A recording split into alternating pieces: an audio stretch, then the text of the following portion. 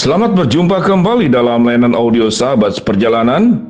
Tema renungan saat teduh kita dengan judul Tangisan Nabi Habakuk. Tangisan Nabi Habakuk, firman Tuhan terambil dalam Habakuk pasal 3, ayat yang pertama sampai dengan kedua. Doa Nabi Habakuk menurut nada ratapan. Tuhan telah kudengar kabar tentang engkau, dan pekerjaanmu ya Tuhan kutakuti. Hidupkanlah itu dalam lintasan tahun, nyatakanlah itu dalam lintasan tahun. Dalam murka ingatlah akan kasih sayang. Mari kita berdoa. Bapa yang di dalam surga, kami belajar dari kitab Habakuk sebuah peristiwa tentang kasih sayang Tuhan, tentang hukuman Tuhan, dan juga tentang pemberontakan manusia. Dalam nama Tuhan Yesus kami berdoa, amin. Dalam sahabat perjalanan yang dikasihi Tuhan, berbicara tentang kitab Nabi Habakuk, kita bertemu dengan kasih sayang Tuhan, hukuman Tuhan, dan tingkah laku manusia. Saya ulangi kembali, dalam kitab Habakuk kita bertemu dengan kasih sayang Tuhan, hukuman Tuhan, dan tingkah laku manusia.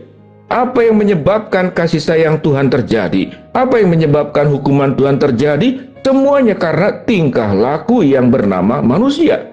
Perbuatan yang bernama manusia. Mana yang lebih tinggi, kasih sayang Tuhan atau hukuman Tuhan? Tuhan tidak pernah merancangkan yang namanya hukuman. Tuhan tidak pernah merancangkan yang namanya penderitaan. Tuhan tidak pernah merancangkan yang namanya kesusahan. Tuhan merancangkan keindahan di dalam kasih sayangnya. Sehingga pembagian seperti ini perlu kita pahami. Tuhan itu merancangkan keindahan di dalam kasih sayangnya, dan Tuhan tidak pernah merancangkan hukuman atau mengizinkan penderitaan. Tetapi yang menyebabkan bagian kedua, adanya hukuman Tuhan, adanya penderitaan, itu karena tingkah laku manusia.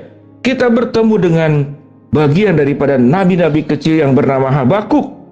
Habakuk menangis di dalam doanya dan bertanya kepada Tuhan, "Ya Tuhan, mengapa umatmu yang engkau pilih menderita? Mengapa umatmu berada di dalam, katakanlah, bayang-bayang dan ancaman di tangan musuh?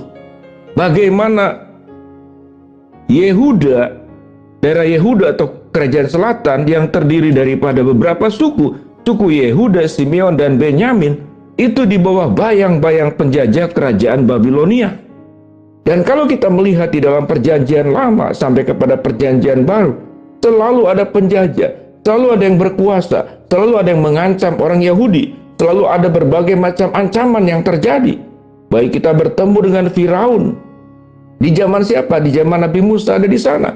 Kita bertemu dengan Tuhan Yesus, Paulus, di zaman Herodes, Pilatus, dan seluruh pemimpin-pemimpin dunia yang ada pada saat itu, dan terjadi juga sampai saat sekarang. Artinya, ada kelompok manusia karena kekuasaan, karena kemampuan daya dan dana, pada saat ini kemampuan teknologi perang, kemampuan politik, kemampuan ekonomi, mereka memang punya dasar yang disebut dengan tingkah laku manusia. Yang menarik, tatkala kejayaan tinggi, kekuasaan tinggi, keuangan tinggi, kepandaian hebat, teknologi berkembang, tatkala kemudian tingkah laku manusia hatinya tidak diubahkan, yang terjadi adalah penjajahan, yang terjadi adalah tekanan, yang terjadi adalah kemudian membuat pihak-pihak yang lemah di dalam kondisi yang menderita. Tetapi kita berbicara tentang umat Tuhan. Bagaimana tingkah laku umat Tuhan? Bukankah tingkah laku umat Tuhan pun sama? Kurang lebih sama. Tatkala kemudian diberkati oleh Allah, disediakan berbagai macam semua yang baik oleh Tuhan, maka tingkah laku daripada bangsa Israel dan Yehuda adalah kemudian dia berjalan sendiri, tegar tengkuk. Dia melakukan segala sesuatu yang melawan perintah Allah. Dan yang paling parah adalah melakukan penyembahan berhala. Membangun berbagai macam berhala, baik dalam bentuk patung, dan juga sesungguhnya tatkala dia menjadikan dirinya sebagai Tuhan dan tidak mengikuti apa yang menjadi perintah, tuntunan dan kehendak Tuhan, maka dirinya juga sedang memberhalakan dirinya sendiri. Sehingga kalau boleh dikatakan, apa yang menyebabkan hukuman dan penderitaan adalah karena manusia memberhalakan dirinya sendiri, memberhalakan segala sesuatu yang melebihi Tuhan. Saat ini mungkin tidak ada yang membuat patung dari emas, perak yang dibuat tinggi seperti di zaman perjanjian lama, yang kemudian Tuhan rubuhkan. Tetapi kita membangun berhala, dari bentuk kekayaan, membangun berhala dari bentuk kedudukan, membangun berhala dari sikap hedonisme, membangun berhala dari berbagai macam tingkah laku sifat-sifat yang buruk. Kita kemudian memberikan ruang yang sangat tinggi kepada karakter yang terburuk kita, mungkin egois, mungkin keras kepala, mungkin sikap sombong dan angkuh, maka itu adalah berhala yang ada pada diri kita. Dengan demikian sahabat perjalanan, karena berhala-berhala inilah yang disebabkan oleh tingkah laku manusia, maka yang namanya hukuman Tuhan dan penderitaan Tuhan menjadi bagian paket yang harus dialami. Pertanyaannya, mengapa Tuhan menghukum? Tujuannya adalah kasih sayang. Supaya dengan hukuman itu Allah menghentikan perbuatan-perbuatan buruk yang pada akhirnya akan merusak dirinya sendiri.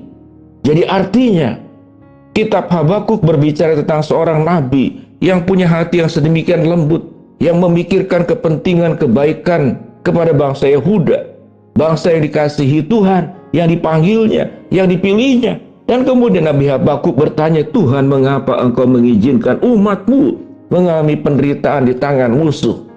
Tapi Habakuk lupa bahwa ada tanggung jawab daripada umat yang dipilihnya itu. Nabi Habakuk perlu merenungkan bagaimana tingkah laku daripada orang Yehuda, tingkah laku orang Israel pada keseluruhannya. Bahwa tatkala hukuman penderitaan terjadi, pada akhirnya adalah karena tingkah laku manusia, karena berhala yang dibuat oleh diri manusia, karena pemberontakan yang dilakukan oleh manusia, karena hidup yang menjauh dan memutuskan tali hubungan, ikatan dengan Tuhan, yang pada akhirnya membawa kepada penderitaan, kesulitan, dan Allah memberikan hukuman dan mengancam hukuman. Tujuannya untuk memutus segala perbuatan dosa, kemudian membangun kembali ikatan yang bersatu kembali kepada Tuhan. Di dalam Tuhan tidak ada yang namanya kompromi dengan dosa. Di dalam Tuhan tidak bisa kebenaran dan kemudian kesalahan digabung menjadi satu. Di dalam Tuhan tidak bisa yang namanya kekudusan dan kemudian keberdosaan digabung dan tinggal dalam satu tempat dan satu rumah. Tidak bisa. Allah tidak bisa menyangkal akan eksistensi sifat dan hakikat dirinya. Tatkala Allah benar, maka seluruh keberadaannya adalah benar. Tatkala Allah kudus, maka seluruh keberadaannya adalah kudus. Tidak bisa dicampur-campur. Tatkala manusia punya kebiasaan mencampur-campur, menyembah Tuhan tetapi menyembah berhala, taat kepada Tuhan tapi di aspek lain kemudian memberontak dan melakukan tindakan-tindakan yang buruk. Tuhan tidak pernah bisa menggabungkan dua hal antara yang baik dan buruk menjadi satu, yang benar dan kemudian yang berdosa menjadi satu. Menjadi sebuah pilihan buat setiap kita masing-masing, sahabat perjalanan, di mana posisi kita. Biarlah tangisan Nabi Habakuk tidak terjadi lagi kepada suku Yehuda, kepada bagian kerajaan selatan, tetapi kita menjadi orang-orang yang taat kepada Tuhan. Tidak perlu lagi ada yang menangis, karena kita sendiri pribadi masing-masing yang menangisi dosa kita dan meninggalkan dosa kita dan hidup dalam kebenaran bersama dengan Tuhan. Tatkala kita hidup berjalan bersama dengan kebenaran Tuhan, maka kita akan menikmati yang namanya keindahan kasih-Nya dan bukan hukuman dan penderitaan. Mari kita berdoa. Bapa dalam surga, terima kasih buat kebenaran firman Allah yang kami pelajari. Hamba-Mu berdoa buat sahabat perjalanan yang sedang sakit, Tuhan jamah sembuhkan.